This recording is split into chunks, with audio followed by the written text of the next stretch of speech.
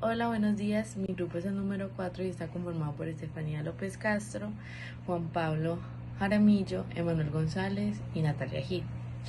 Del tema que le vamos a estar hablando son las proteínas para el funcionamiento del músculo. Bueno, primero tenemos la titina. La titina es la proteína más grande que se conoce en su masa molecular, ya que es de 3 a 4 millones de A. Esta contiene 363 axones y pues no más, no menos. Solo decir, por eso es la más grande. Esta proteína está formada por múltiples dominios, aproximadamente 244, que contribuyen a su estructura. Estos dominios responden a la tensión, desplegándose y volviendo a renaturalizarse. Esto se hace a través de una cadena polipeptídica que actúa dentro del sarcómero como un resorte. Es lo que quiere decir que da como la contracción al músculo. La función de la titina es estabilizar la posición de los filamentos contráctiles y la elasticidad de estos, o sea, retorna los músculos estirados a su longitud de reposo, pues cuando uno estira y vuelve y se contrae, pues básicamente esa es la función de la titina. Bueno, por otro lado tenemos también las calpaínas. ¿Qué son las calpaínas? Son las que constituyen una superfamilia de proteasas no lisosomales dependientes del calcio con una cisteína en un sitio catalítico. Estas están codificadas por alrededor de 14 genes que son independientes. Bueno, ¿cuáles son sus funciones?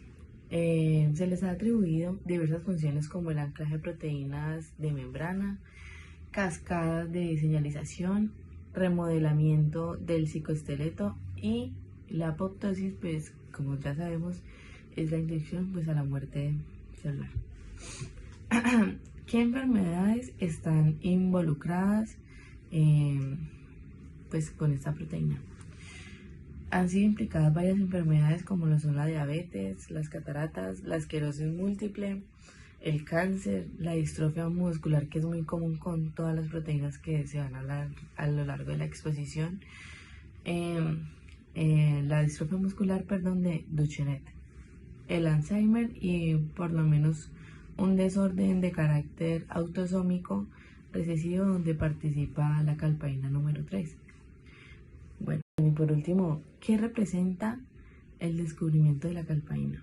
Bueno, el descubrimiento de la calpaína han representado un avance enorme en el conocimiento de la homeostasis celular y los mecanismos fisiopatológicos por los cuales se da lugar a una enfermedad establecida. Bueno, entre otras proteínas importantes para el buen funcionamiento muscular está la fucutina. Esta proteína es codificada por el gen PKMT. Su función es pues aún variable, por lo tanto se considera como desconocida. Sin embargo, se sabe que mutaciones en este gen pueden provocar distrofia muscular, afectación neuronal y ocular. Recordemos que una distrofia muscular es un grupo de enfermedades que puede provocar debilidad, debilidad progresiva y pérdida de la masa muscular. Además, estas distrofias se deben a mutaciones en genes que interfieren en la producción de proteínas necesarias para la formación de un músculo saludable y pues con un buen funcionamiento. Sin embargo, la mutación del gen responsable de la fuquitina puede tener reacciones más leves, por ejemplo, distrofias musculares sin afectación neuronal ni tampoco ocular, u otros muy leves que solo pues van a producir una distrofia muscular de cintura. Es muy importante mencionar pues que estas distrofias conducen a la destrucción y debilidad muscular de forma progresiva. Por otro lado, una de las afectaciones que más se le atribuye a la mutación del gen de la fuquitina es la distrofia muscular de Becker. También podemos decir que la fucutina es una proteína que interviene en la glicosilación de la proteína alfa distroglicano. Ahora, otra proteína son los sarcoglicanos, que podemos saber que los sarcoglicanos son un grupo de proteínas transmembranales relacionadas con otras proteínas asociadas con la distrofia.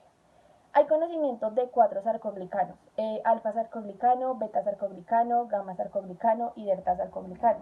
El sarcoglicano, junto con otras proteínas, con el sarcospan y el subcomplejo distroglicano, Son como un conjunto de ayudas que se encargan de unir a la matriz celular con el citoesqueleto. En sí se encargan como de proteger a la célula del daño mecánico en el proceso de contracción.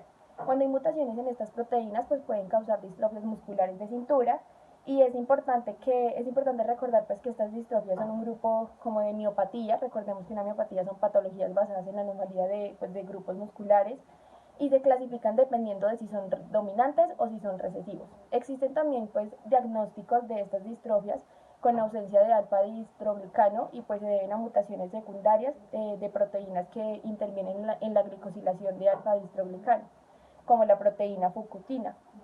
Además, la ausencia de beta-distroglicano pues se asocia a cardiopatía dilatada. Y ya para terminar, las mutaciones de estos genes de proteínas pues pueden perjudicar el polipéptido esencial para la conservación estructural y mecánica de la fibra muscular. Y ya. Bueno, yo les voy a hablar sobre dos siguientes proteínas. La primera es la disferlina. La disferlina pertenece a la familia de las ferlinas.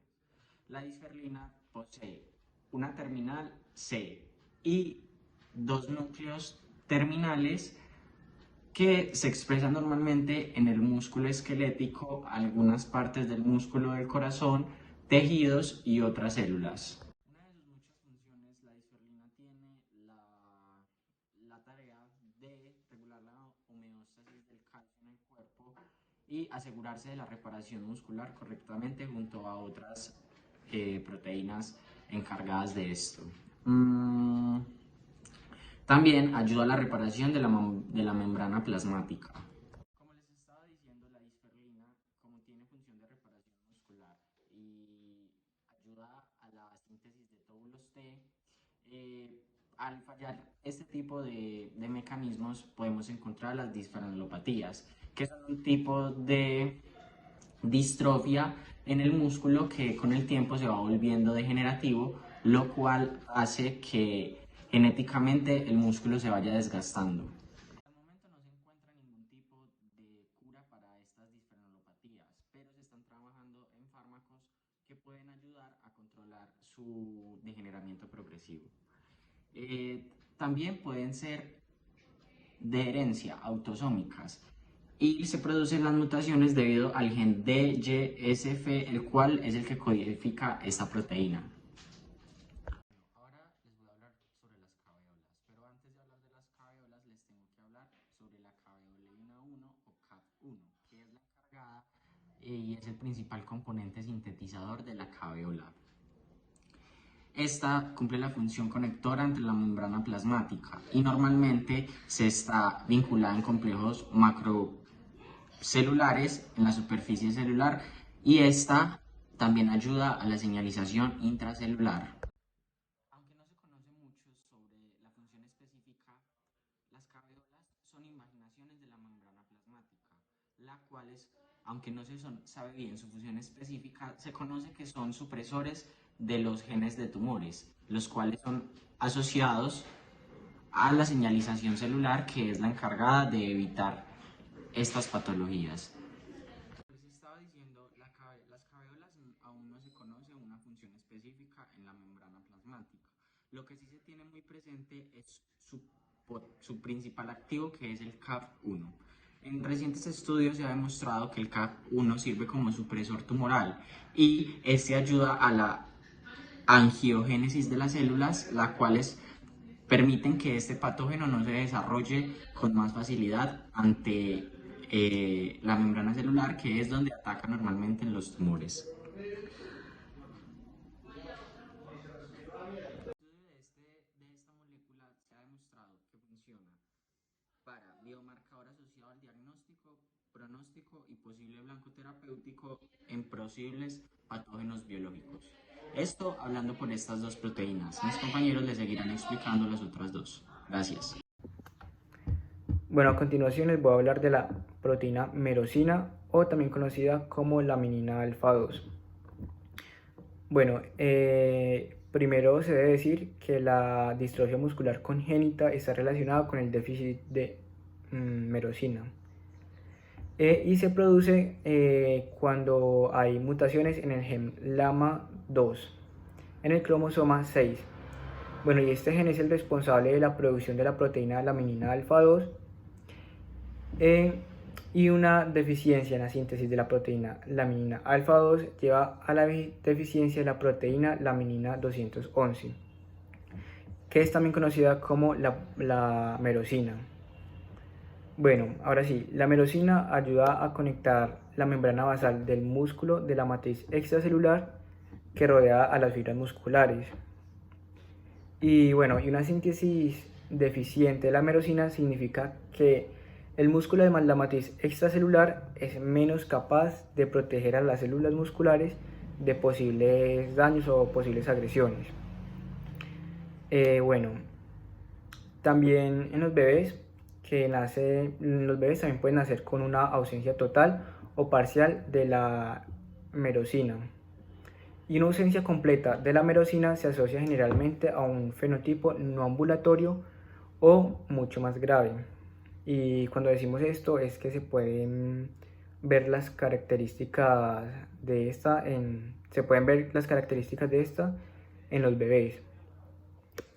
Bueno, las personas con una deficiencia completa de la merosina generalmente nacen con hipotomía y debilidad muscular. Y pues los síntomas cada vez van empeorando durante las primeras semanas de vida. Los niños con deficiencia completa de la merosina rara vez son capaces de caminar de forma independiente. Bueno, también podemos ver que cuando hay una deficiencia de la merosina, pues se puede observar una curvatura en la columna, podemos ver que hay rigidez en los pies y en las manos. Y bueno, y esta rigidez se produce cuando los músculos o tendones se acortan después de haber sido contraídos por mucho tiempo. Cuando hay ausencia de esta proteína también se ve que hay problemas respiratorios. Pero pues la ausencia de esta proteína no va a causar que se afecte, digamos, en la inteligencia de las personas o de los bebés. Entonces se va a poder ver que hay una inteligencia totalmente normal.